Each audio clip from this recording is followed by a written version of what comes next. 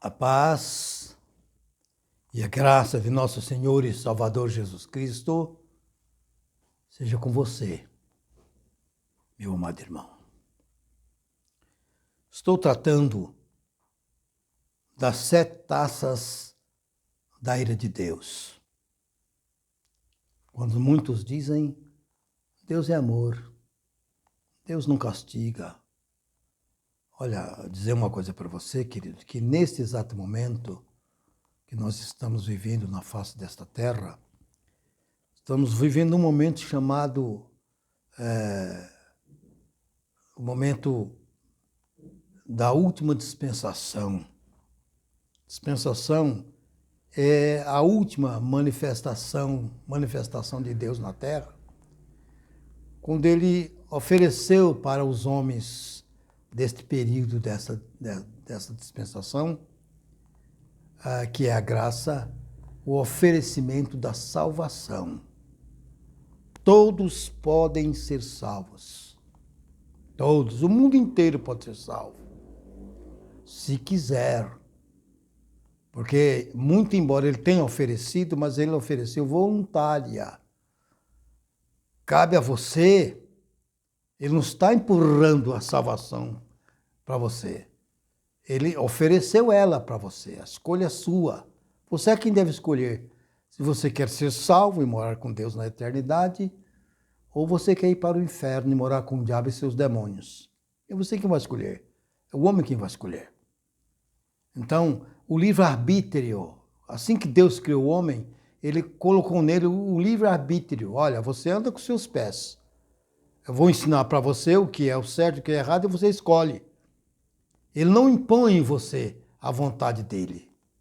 Mas a vontade dele se manifesta porque ele é Deus. Então, se eu andar na contramão da palavra, é evidente que aquilo que ele escreveu a meu respeito vai acontecer. Estou na contramão. Se eu andar em desobediência, é evidente que eu vou sofrer as consequências da minha desobediência. Mas ele nos pôs aqui com o livre-arbítrio, ou seja, a condição de escolher aquilo que você quer fazer, até mesmo em termos de salvação. Só que ele nos ofereceu. Não sou eu que estou buscando a salvação. Eu não teria a qualidade de buscá-la. Mas, uma vez oferecida, eu posso escolher, querer ou não querer. Porque ele foi quem ofereceu, não foi eu que achei. Eu não achei a salvação. A salvação me achou desde a vinda de Jesus, quando morreu na cruz por toda a humanidade. João diz isso bem claro no seu capítulo 3, no versículo 16.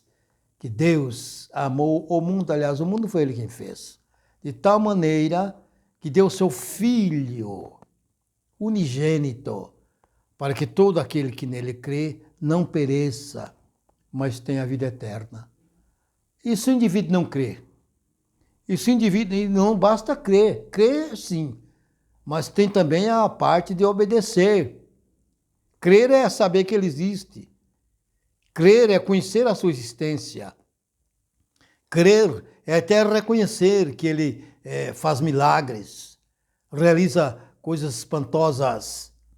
Mas isso não importa no tema salvação. Para que você possa ter salvação, é necessário que você obedeça. Obedecer o quê? A palavra de Deus. Quantas pessoas que você encontra por aí dizem, eu tenho tanta fé em Deus. Aí você vai ver, não obedece. Não saiu dos vícios, não saiu dos maus costumes, não saiu da idolatria, não saiu do engano religioso, que é perigoso, não saiu. Diz que crê tanto. Então crê todo mundo, até o diabo crê, que estremece, porém não obedece. O importante é crer e obedecer. Então, o que eu estou dizendo a você nesta noite, falando a você nessa gravação, é no sentido de obedecer. Então, eu estou seguindo aqui do capítulo 16 de Apocalipse até o versículo de 1 a 21. Estou dizendo a você as pragas que virão. Mas virão mesmo pregador? Sim. A palavra de Deus não falha. Ele passará tudo com as minhas palavras, o que ele escreveu, o que ele diz que escreveu em forma de acontecimento futuro. Portanto, não tem como ser mentira. Qualquer político, qualquer religioso, qualquer indivíduo que ainda que se meta a ser profeta. Teve um aí no Paraná há pouco tempo, morreu há poucos dias, que lá em 77 ele aventou que Jesus ia voltar em 99. Ele disse que Jesus falou com ele que ia voltar em 99 e até hoje não voltou. Os testemunhas de Jeová dizem que ele voltou em 1914. Até hoje ele não voltou. O Ellen White foi sucessora de um movimento. Ellen White é fundadora da Igreja Adventista. Foi sucessora de um movimento que, aventado por Guilherme Miller, lá na Inglaterra, que disse que em 1845, na primavera de 1845, tal dia de outubro, que Jesus ia voltar para buscar a sua igreja.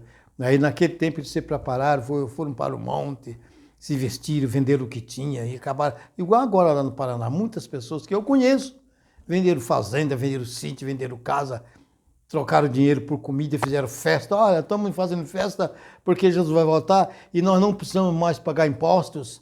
Vamos se livrar disso, não precisamos mais de ir ao médico, vamos se livrar disso.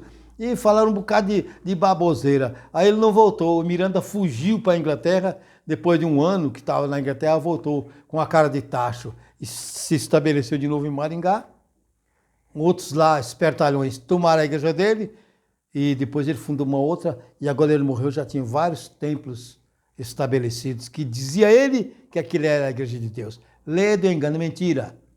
A igreja de Deus não é isso não. A igreja de Deus é aquela que eu já falei, está lá no capítulo 5, versículo 27 e 28 aos Efésios. Da carta de Paulo aos Efésios. Aquela é a igreja. Repetida em muitas outras passagens da Bíblia, que em outra oportunidade eu vou dizer para você. Então, para que falar quando é que vai acontecer isso que eu estou lendo aqui? Eu não sei. Ainda que eu me debruçasse e quisesse ganhar um bocado de gente para o meu lado, olha, eu vou fundar uma igreja, vou contar aqui uma história, vou dar data. Não, jamais. Eu sou homem de Deus, sincero. Jamais. Eu não estou correndo atrás de dinheiro, não estou correndo atrás de posição, não quero ser deputado, não quero ser nada. Eu já sou o que Deus me fez, pregador da palavra dele. Deputado, senador, governador, presidente, isso fica para os homens do mundo que têm a vocação de ser isso. Ou então, algum crente atrevido, que não tem compromisso com o reino de Deus e se meter em política, fica já servindo de palhaçada, porque lá no Congresso Nacional é uma palhaçada total e nas assembleias dos estados é uma palhaçada total. Só quem nunca assistiu uma reunião deles é que pode achar que lá tem um bocado de homens e são chamados de excelências, viu? Vossas excelências, né? Tem que rir mesmo. Vossas excelências.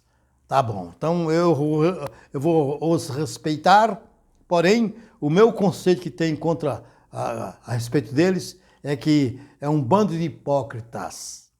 Começa com o presidente da República e todos são dessa mesma forma. Agora, o homem de Deus que foi alistado, foi chamado, nomeado por Deus, para pregar o que eu estou pregando, não pode se meter nessas coisas do mundo. Paulo mesmo disse, quem se alistar para as coisas de Deus, não se embarace com as coisas do mundo. Foi recomendação de Paulo, o grande apóstolo Paulo. E por que eu vou me embaraçar? Por que eu vou ser presidente? Por que eu vou ser vereador? Sei lá o que dentro da política? Não, eu não tenho nada com isso. Meu assunto é tratado com aquele que me chamou para cuidar, zelar, como mordomo, viu? Eu não sou chefe de nada, eu sou mordomo, sou um serviçal. Devo ser obediente ao chamado e vai fazer isto, vai fazer aquilo, Manuel. E eu tenho que baixar a cabeça para o meu Senhor e dizer, fala, Senhor, que o teu servo ouve e cumpre aquilo que tu mandares. Nesse exato momento, ele mandou que eu advertisse a você com esta mensagem de Apocalipse, capítulo 16, versículo de 1 até o verso 21. Então, o quarto anjo derramou a sua taça sobre o sol e foi-lhe permitido que abrasasse aos homens com fogo. Os homens foram abrasados com grandes calores e blasfemaram o nome de Deus, que tem poder sobre essas pragas, e não lhe deram glória.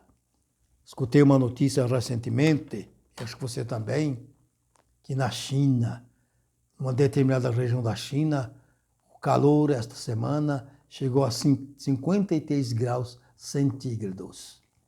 Aqui no Brasil, quando está 38, 39, 40, você se sente já abafado, todo sentindo mal. Imaginem um calor dessa natureza. Imaginem o sol. Deus castigar o homem com o sol abrasador. Ah, mas tem ventilador, mas tem ar-condicionado na casa. Olha, deixa eu falar uma coisa para você. Contra as coisas de Deus nada funciona. Não vai ter ventilador, não vai ter nada que possa aplacar. Quando ele vier em forma de castigo, nada impede. O castigo vai ser inserido de baixo para cima, de cima para baixo, melhor dizendo, e nada segura. Você imagina esses homens aqui atormentados pelo calor do fogo. O calor é tão grande que é fogo, grandes calores.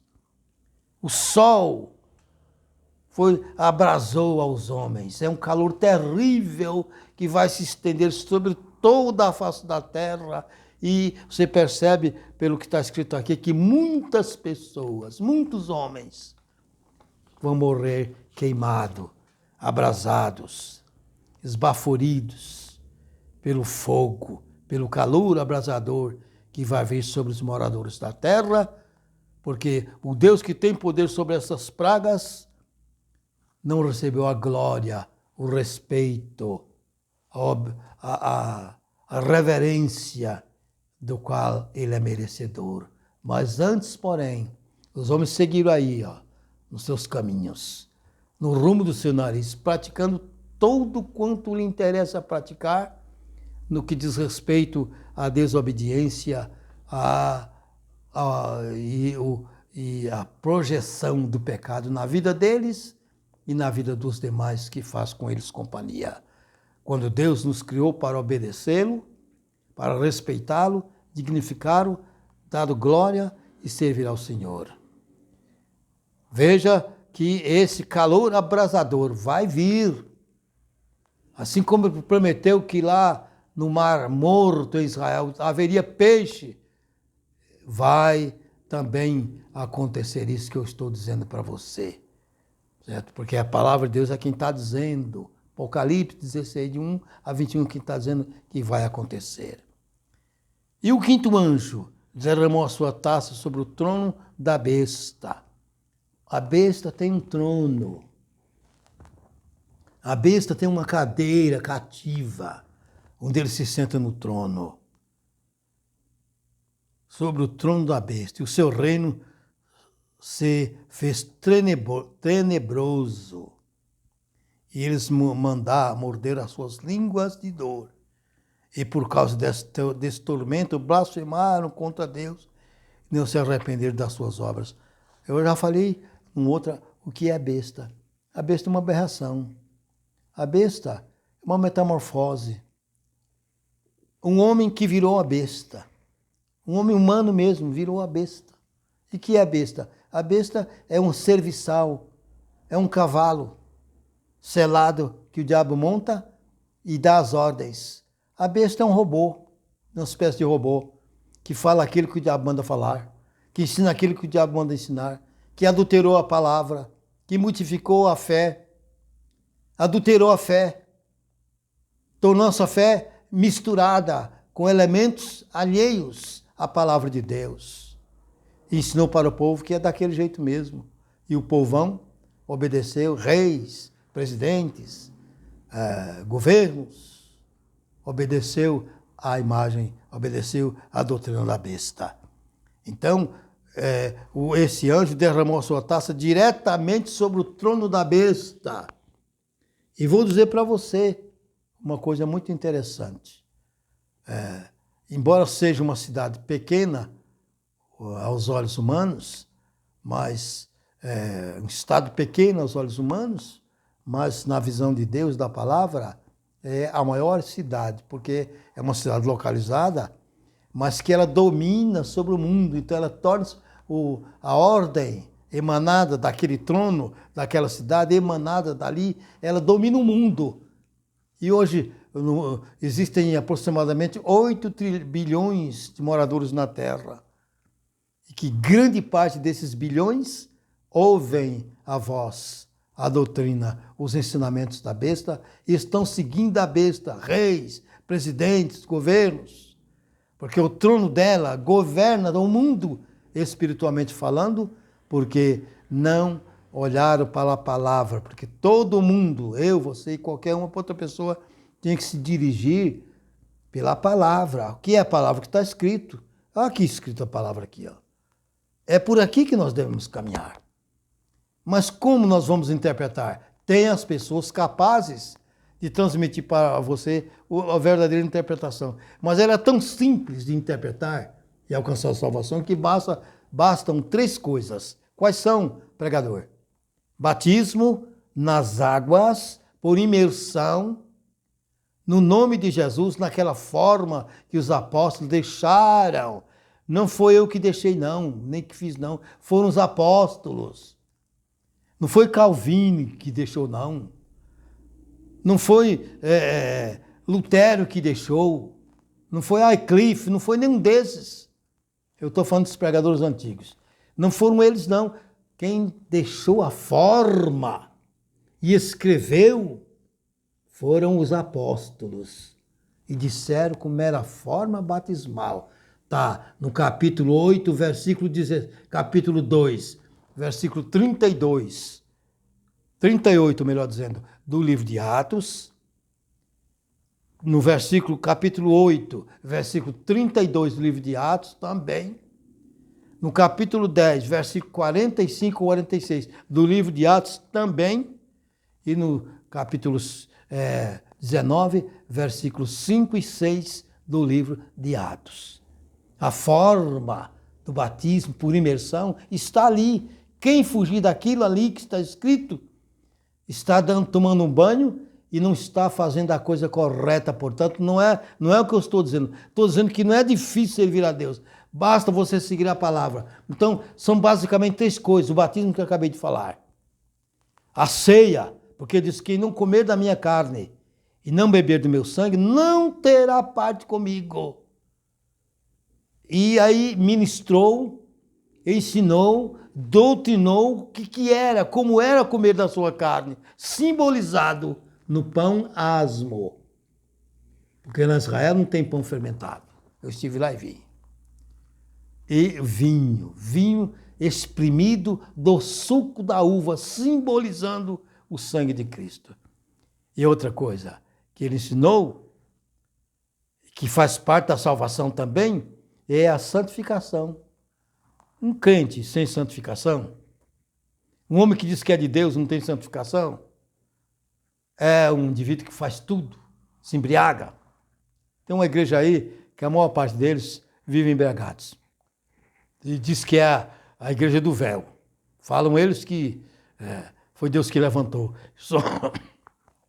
Só que o pastor deles, que ele não chama de pastor, ele era presbiteriano. De onde ele veio, ele era pastor presbiteriano. Era da doutrina de Calvino, por isso essa igreja até hoje, ela não fala para os crentes dela que lá não tem escola, mas até hoje eles são da predestinação. E a predestinação pregada por Calvino. Esse homem, chamava Luigo Franciscon. foi embora e morreu lá na terra dele.